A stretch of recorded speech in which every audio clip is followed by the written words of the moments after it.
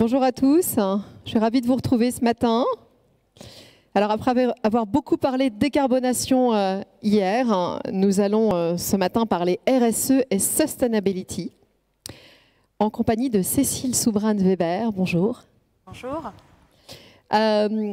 Céline est diplômée de Sciences Po, elle a rejoint AXA en 2006, a exercé différentes fonctions dans le groupe, dans la communication, la transformation, la RSE. Vous êtes aujourd'hui en charge du développement durable du groupe AXA, c'est-à-dire que vous pilotez sa stratégie ESG et climat. Alors, on le verra aussi bien du côté, en tant qu'investisseur, qu'assureur et entreprise. Vous êtes aussi, c'est important, très impliqué dans la biodiversité, on verra aussi.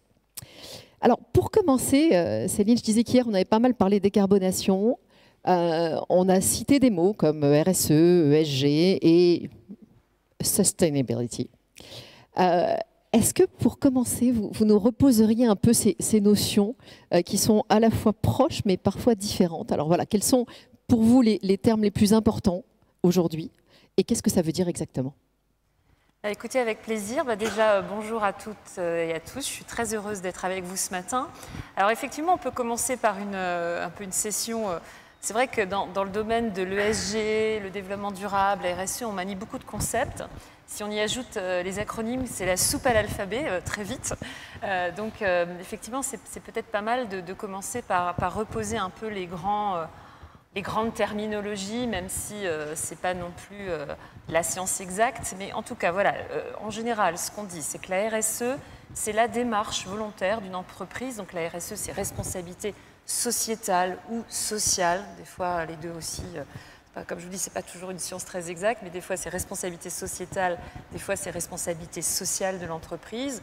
Donc là, c'est la démarche volontaire d'une entreprise voilà, qui va exercer sa responsabilité vis-à-vis de la société, de ses communautés où elle travaille.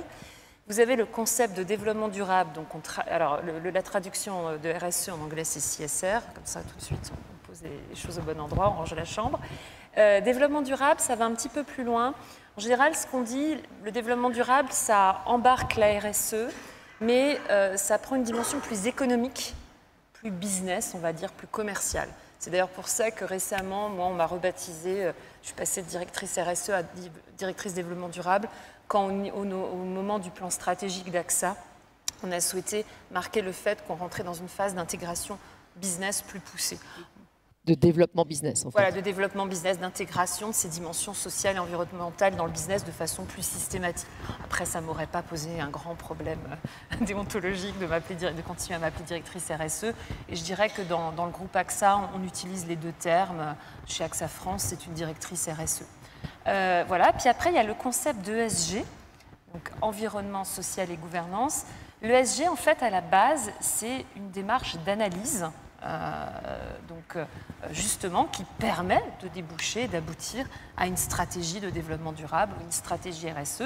Donc l'ESG, à la base, c'est une analyse qui est née plutôt dans le domaine de l'investissement, où on va analyser une entreprise au regard de ce qu'elle fait sur l'environnement, le social, sa politique RH principalement, et sa gouvernance. On ne parle pas beaucoup du G, de l'ESG, mais je peux vous dire que, et peut-être qu'on y reviendra plus tard, que la façon dont les décisions sont prises, que ce soit dans une entreprise privée ou au niveau politique, c'est quand même ce qui va faire la différence dans ce domaine. La durabilité, la sustainability, parce que c'est notre titre, sustainability. La sustainability, c'est la durabilité, donc c'est le concept de développement durable, donc c'est comment, effectivement, on s'assure que nos activités d'une entreprise privée ou d'un État vont se développer avec une durabilité dans le temps pour les communautés humaines et pour la communauté humaine dépendant largement de l'environnement et de la nature, que tout ça soit durable dans le temps. Et dans une vision de long terme. Hein. Voilà, c'est la vision de long terme, la durabilité. Je vais jeter un pavé dans la mare. Donc, ce n'est pas de la conformité, tout ça? Alors si, de plus en plus, c'est ça qui est en train de beaucoup changer, de s'accélérer dans le domaine... Pardon ? D'accord. Très bien, vous m'entendez mieux là? Voilà. Donc ça, c'est vraiment ce qui est en train de changer énormément dans le domaine de la RSE et du développement durable. Moi, ça fait presque maintenant une dizaine d'années que je travaille dans cet univers. Ce qui a beaucoup changé ces 3-4 dernières années, c'est qu'effectivement, on est passé de la démarche volontaire à la démarche réglementaire. Vous avez dû entendre parler de ces acronymes, la NFRD, la CSRD, SFDR. Bon, tout ça, c'est les réglementations, et la taxonomie, bien sûr. Et donc ça, c'est les réglementations que l'Union européenne est en train de prendre, avec une volonté de l'Union européenne qui est de dire on va favoriser la transparence et les obligations de reporting auxquelles doivent répondre les entreprises sur le plan social et environnemental. Et cette transparence va générer la transformation. C'est parce que les entreprises seront obligées de publier qu'on va normer ce qu'elles doivent publier dans ce domaine pour aussi lutter contre certaines formes de greenwashing ou demain peut-être de social washing ou de purpose washing, enfin voilà, tout ce qu'on peut, comme abus de communication en fait, qu'on peut faire dans ce domaine. L'idée, c'est de dire on oblige les entreprises à publier leurs données environnementales, sociales et de gouvernance pour pouvoir les comparer, et la transparence va amener la transformation de leurs pratiques. C'est le grand pari de l'Union européenne. Après, ce qui se passe au niveau de l'Union européenne est en train aussi de se passer alors de façon différente au niveau des États-Unis. Vous avez dû entendre parler de la SEC, ou même là, nous, avec notre filiale Axa Tianping en Chine, ils nous ont dit qu'ils commençaient à aussi une démarche de normalisation ESG qui commence à s'entreprendre même en Chine. Alors, justement, parlons du groupe AXA. Quand est-ce que AXA a commencé à se préoccuper de ces sujets? Et après la prise de conscience, comment est-ce que ces thématiques sont montées concrètement dans le groupe? Alors, on dit souvent que c'est dans l'ADN du groupe, c'est vrai. Claude Bébéar avait créé à l'époque quelque chose qui était totalement disruptif, c'était AXA tout cœur. Enfin, il avait créé Entreprise pour la Cité, qui était effectivement un groupe de chefs d'entreprise qui disaient qu'il fallait qu'ils aillent au-delà de leur business. Ensuite, il a créé au sein d'AXA, AXA tout cœur. C'était le volontariat des collaborateurs au sein de l'entreprise. Aujourd'hui, tout le monde fait ça, mais à l'époque, c'était totalement disruptif. Et puis, en 2002, on a créé la direction développement durable. Et il y a eu une accélération à partir de 2015 sur les sujets climat. C'est le fameux discours, hein, un monde à 4 degrés ne sera plus assurable. Et ça n'a pas été qu'un discours, ça a été un engagement qui ont été les premiers des investissements dans le charbon. Voilà, des investissements d'abord. Ensuite, 2 ans plus tard, extension de ces investissements charbon à nos activités d'assurance. Et puis de là, toute l'histoire de notre stratégie climat jusqu'à aujourd'hui, l'intégration dans le plan stratégique Driving Progress 2023. Effectivement, en 2020, on a formalisé notre raison d'être. Et en 2021, on a, pour la première fois, intégrer l'ESG, le climat, dans le plan stratégique. Et là, c'est une bascule supplémentaire. Ça peut paraître comme ça, anecdotique ou un peu des mots de dire on a intégré ça dans le plan stratégique. Là, quand même, enfin, on ne pouvait le faire parce que justement, grâce à toute l'histoire qu'on avait, parce qu'il faut avoir atteint un niveau de maturité différente, maintenant, ça veut dire que vraiment toutes les lignes de métier sont concernées. Les investissements, l'assurance et comme vous le disiez, tout ce qu'on peut faire aussi en tant qu'entreprise exemplaire sur l'empreinte carbone de nos propres opérations, incluant le digital. Et donc aujourd'hui, effectivement, c'est ça, on a 5 indicateurs de progrès, c'est l'indice AXA pour le progrès, qui sont des engagements publics, voilà, qui par rapport à ce plan stratégique nous engagent sur des horizons 2023, 2025 et 2050. Alors justement, sur ces objectifs, on peut regarder un peu ce qu'ils sont dans le détail pour peut-être répartir sur les ESG, vous disiez. Alors effectivement, on a 2 objectifs sur les investissements. Donc bien sûr, l'idée c'est d'atteindre une trajectoire accord de Paris 1,5 degré sur nos investissements en 2050. Donc c'est d'aligner notre portefeuille d'investissement dans les choix d'investissement qu'on opère sur cette trajectoire de décarbonation. Ce qui implique en objectif intermédiaire de diminuer l'empreinte carbone de notre portefeuille d'investissement de 20% déjà en 2025. Et on annoncera sûrement bientôt une target à 2030 parce qu'effectivement il faut jalonner, parce que souvent ces horizons lointains, des fois on nous le reproche dans le domaine du développement durable, de dire vous vous engagez, on ne sera plus là, moi je ne serai plus là sûrement pour en rendre compte, mais voilà, donc d'où les objectifs intermédiaires qui sont très importants. Un objectif d'augmentation des investissements verts qu'on avait annoncé au début du plan à 24 milliards et qu'on a déjà augmenté à 26 milliards, parce qu'à chaque fois qu'on peut augmenter les investissements verts, on le fait. Il faut juste qu'il y ait le pipeline de projets, mais à chaque fois que c'est possible, et d'où déjà l'augmentation de la target en cours de plan. Donc 26 milliards en 2023. Donc ça, c'est en tant qu'investisseur. En tant qu'assureur, alors là, vous avez dû l'aborder hier, j'ai vu que vous avez parlé des Poseidon Principles. Comme vous le savez aujourd'hui, et on a créé la Net Zero, alors attention encore un acronyme, la Net Zero Insurance Alliance. D'ailleurs, pas mal d'entre vous, de vos compagnies, doivent être embarqués dans cette aventure aux côtés d'AXA. C'est AXA qui préside cette alliance. Et l'idée, justement, c'est d'aboutir à une méthode de calcul d'empreinte des portefeuilles d'assurance, hein, toutes lignes de métier confondues. Et donc, il y aura un Target Setting Protocol qui sera prêt en une méthodologie et des objectifs de début 2023. Et en attendant, nous, AXA, à titre individuel, on a un objectif d'augmenter les produits d'assurance à impact positif avec à 1,3 milliard en 2023. Sur le volet social aussi, l'assurance, et aujourd'hui, ça c'est un sujet qu'on regarde de plus en plus, j'y reviendrai peut-être plus tard, mais on a aussi une target sur des produits d'assurance inclusif et on veut atteindre 12 millions de bénéficiaires en 2023. L'idée, c'est de permettre des accès à l'assurance à des populations qui en sont exclues dans les schémas traditionnels. Et puis, en tant que compagnie exemplaire, on va former l'ensemble de nos collaborateurs au climat. On est très contents, on a 110 000 collaborateurs dans le monde. On a lancé ça en automne dernier et on a déjà 60% de l'effectif qui est formé. Et l'objectif, c'est d'atteindre 100% à la fin de l'année parce qu'on est convaincu aussi que dans cette transformation, il y a une dimension de compétence de nos collaborateurs à développer. Et puis pour finir, l'empreinte carbone de nos propres opérations, sur lesquelles, bien sûr, on doit être exemplaire. Et là, on a une réduction de moins 20% d'ici 2025, capturant nos activités digitales. 20%, ça peut paraître pas beaucoup, mais quand vous pensez qu'on a 15% de croissance sur nos activités digitales, vous vous rendez compte quand même que il y a un peu de challenge quand même. Vous avez cité les principes Poséidon. Alors justement, hier, on a eu une explication très claire. Est-ce que vous les avez signés? Quand ça? Vous êtes quelle est votre position par rapport aux principes Poséidon? Alors AXA est complètement impliqué dans les principes Poséidon, effectivement. Ça concourt vraiment à cette plus grande ambition de mesurer l'empreinte carbone de l'ensemble de notre portefeuille. Donc effectivement, pour ça, il faut qu'on ait les données carbone de nos clients. Et après, nous, on va appliquer... alors, on ne va pas prendre 100% des données carbone de nos clients. On est justement, et ça, c'est tout l'objet de la NZIA, c'est de voir quelle est la part de responsabilité dans Scope 3 et donc de trouver le calcul. Hein, c'est un travail sur une équation. Et donc effectivement, c'est pour ça qu'il nous faut ces données. C'est pour ça que c'est déjà que sur la branche, effectivement, marine, qu'on ait déjà ces données. C'est très précieux. Donc, effectivement, on est totalement embarqué dans cette démarche. Quelles sont les prochaines étapes? Vous avez déjà cité alors 2024, 2030. Quelles sont les prochaines grandes étapes que vous vous fixez? Alors nous, on réfléchit beaucoup aussi en ce moment au pilier social. On voit quand même qu'avec la problématique de la montée des inégalités sociales et de la fragmentation sociale n'est pas nouveau.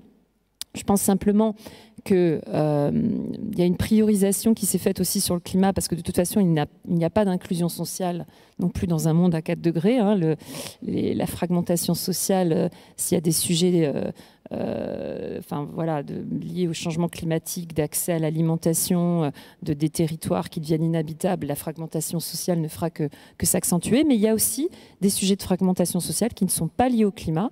Et donc, on renforce aussi ce pilier, alors qui est moins couvert, on va se dire aussi, par la réglementation pour l'instant. Je pense aussi que l'accélération sur le climat, même si nous, on l'avait anticipé, elle a été cette priorisation que nous-mêmes, on a fait. Hein. Vous avez, sur 7 indicateurs de mon indice AXA pour le progrès, j'en ai quand même 5 qui sont dédiés au climat. Donc cette priorisation aussi a suivi le mouvement réglementaire, même si elle l'avait anticipé.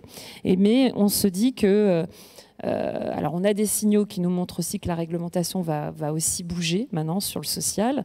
Et donc c'est pour ça que nous, on a décidé déjà de travailler davantage sur l'assurance inclusive. Aujourd'hui, on estime que même dans nos pays dits développés et matures, on a entre 20 et 30% selon les pays, même en Europe, qui n'ont pas accès à des schémas de protection financière. Donc ça, c'est quelque chose sur lequel on va agir, d'où déjà le premier objectif qu'on s'est donné à 12 millions, sachant qu'aujourd'hui, grâce à une entité chez nous qui s'appelle AXA Emerging Customers et AXA Climate, parce qu'il y a aussi un lien d'exclusion des schémas d'assurance liés au changement climatique qu'on couvre avec notre entité AXA Climate. Donc avec AXA Climate et AXA Emerging Customers, on a déjà 9 millions et on voudrait développer, notamment dans les pays dits matures, et couvrir jusqu'à 12 millions de bénéficiaires qui habituellement seraient exclus des schémas de protection. Donc ça, c'est un peu un de nos prochains combats, défis. Quand on vous écoute, c'est très simple. On va dire, on met en place des nouveaux protocoles. Est-ce qu'il n'y a quand même pas des freins, des difficultés, voire des oppositions?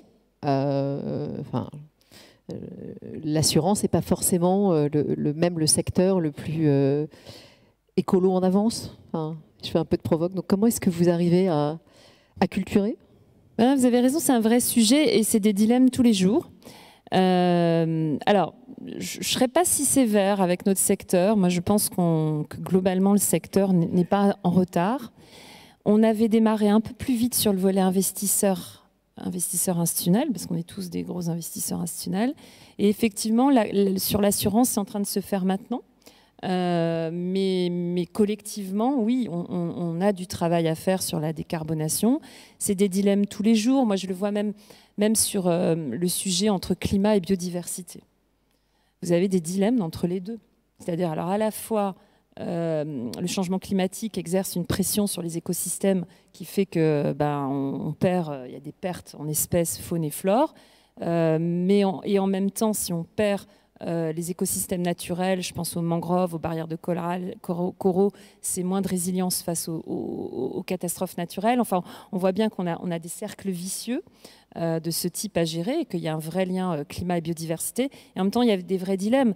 Par exemple, je prends le sujet de l'hydropower, donc les barrages, je ne sais plus en français du coup, oui, les barrages de protection hydraulique, barrages hydrauliques, voilà, pardon. Et donc, voilà, du coup, c'est une énergie décarbonée, donc c'est formidable pour le climat.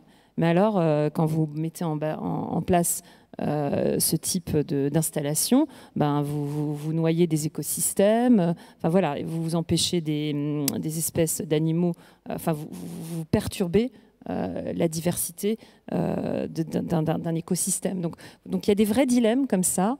On avait parlé des éoliennes, vous avez dû entendre parler des polémiques sur les éoliennes.